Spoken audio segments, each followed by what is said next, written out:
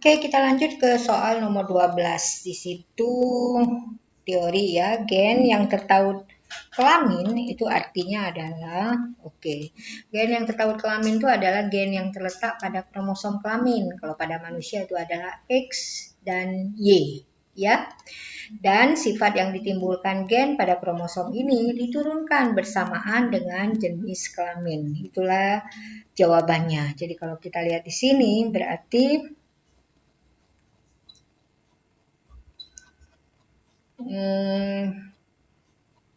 jawabannya berarti C sama D ya. Dianya terletak pada kromosom kelamin dan dia juga bukan, C tidak salah. Ya. Oke, jadi jawabannya adalah D kalau seperti ini, ya. Oke, kemudian nomor 13. Suatu individu memiliki genotip A besar, A kecil, B besar, B kecil, D besar, D kecil, dan E besar, E besar. Apabila gen A besar tertaut dengan gen B besar dan gen A kecil tertaut dengan gen B kecil, maka jumlah gamet yang dapat dibentuk itu adalah berapa? Oke. Nah, kalau kalian lihat seperti ini, kalian lihat ya yang heterozigot. Jadi A besar, A kecil itu berarti heterozigot. Ya, B besar, B kecil heterozigot. D besar, D kecil heterozigot. Tapi yang E besar, E kecil itu homozigot. Jadi kita hitung yang heterozigotnya aja. Yang heterozigotnya itu adalah ada 1 A, B, D. Ada 3. Berarti 2 pangkat 3. Ya, harusnya ada 8. Betul? Tapi dikatakan di sini gen A besar tertaut dengan gen B. Gen A kecil tertaut dengan gen B kecil. Nah, jadi kalau ada tautan berarti dia akan mengurangi jumlah gamet yang akan terbentuk, ya. Jadi kalau kalian lihat di sini ya, saya pakai ini aja ya, diagram garpu ya. Jadi yang heterozigot saya buat seperti ini. Jadi A besar, A kecil. Nanti A besar, A kecilnya saya kasih cabang, ya. Jadi A besar ini kasih cabang, kemudian saya tulis B besar, B kecil. Yang A kecil, saya kasih cabang juga B besar, B kecil. Kemudian yang B juga saya kasih cabang 2 ya. Tulisnya C besar, C kecil. C besar, C kecil sampai di sini. Oke? Nah, karena tidak ada C ya, D ya. D besar, D kecil, D besar, D kecil. Betul? Nah, kemudian setelah D itu ada E, tapi homozigot. Maka yang D ini kalian nggak perlu kasih cabang. Ya, kalian tulis saja E sini ya.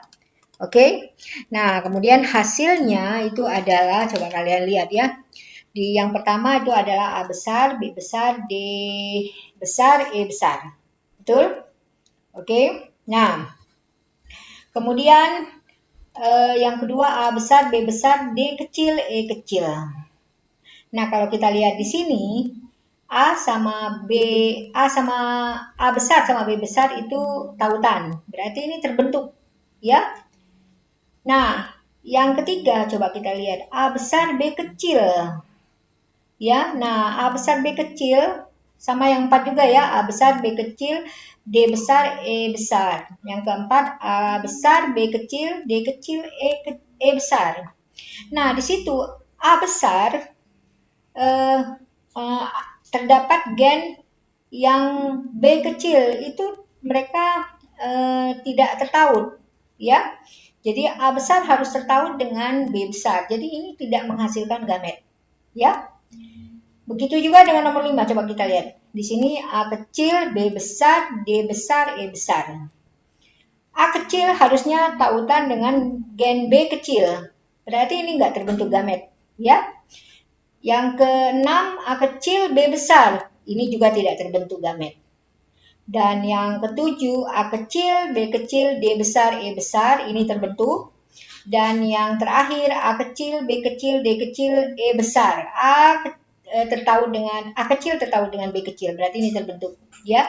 Jadi yang terbentuk cuma ada 4. Yang ini enggak terbentuk. Jadi hasilnya itu adalah 4. Jadi kalau ada tautan berarti gen yang seharusnya 8 tadi, gamet ya maksud saya, itu jadi lebih sedikit kalau ada tautan ya. Mengerti ya? Mudah-mudahan ya. Masuk ke soal nomor 14. Di sana dikatakan di situ ada gambar kromosom Drosophila melanogaster ya. Jadi kalau kita belajar mengenai hereditas pasti ada keluar yang seperti ini ya. Kemudian kromosom penentu jenis kelamin atau gamet ya, atau yang disebut dengan gonosom itu nomor berapakah? Seperti yang kalian ketahui bahwa Drosophila melanogaster itu mempunyai 4 pasang kromosom, betul ya? Ini ada 1 ya, ini yang nomor 1 ini 1 pasang, nomor 2 itu nomor 4 ini ada 2 pasang, 1 pasang lagi. Kemudian yang ini yang titik-titik ini 3 pasang, yang 1 pasang lagi, jadi berarti udah ada 3 pasang ya. Nah, kemudian yang ini nomor 2 dengan nomor 3 itu berbeda, berarti itu adalah kromosom kelaminnya atau yang disebut kalau XY ya. Jadi berarti ini adalah yang jantan karena kromosom kelaminnya sangat berbeda yaitu X dengan Y, atau dikatakan dengan lain ya, ini adalah 3AA plus XY, itu adalah rumus kromosom Drosophila melanogaster jantan ya. Oke, jadi kalau kita lihat di sini langsung ketahuan yang mana saja merupakan jenis kromosom penentu jenis kelamin, yaitu nomor 2 dan 3 yaitu C ya. Ingat ya, ada 4 pasang, yang titik ini nggak dibuat nomor sama dia ya. Oke. Kemudian nomor 15, pindah silang hanya terjadi pada 2 gen yang titik-titik. Oke, kalian tahu pindah silang itu kan terjadi pada pembentukan gen sel kelamin, betul ya. Jadi kalau pada manusia itu adalah ovum dan sperma ya. Berarti terjadi pada peristiwa meiosis ya. Nah, kalian udah tahu ada gen kromosom kelamin ya. Nah, tautan pada kromosom kelamin itu ada 2, yaitu tidak sempurna dan sempurna ya. Nah, tautan yang tidak sempurna artinya gen-gen yang terletak pada bagian yang homolog itu saling bertautan ya.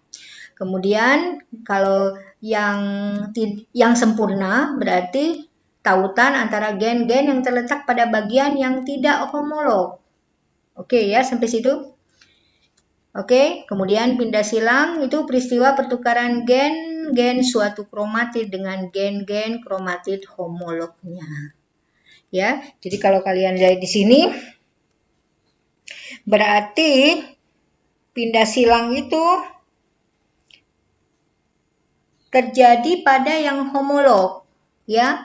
Nah, yang tautan tidak sempurna itu adalah gen-gen yang terletak pada bagian yang homolog. Berarti jawabannya adalah terjadi pada 2 gen yang bertau tidak sempurna. Betul? Itu jawabannya adalah B.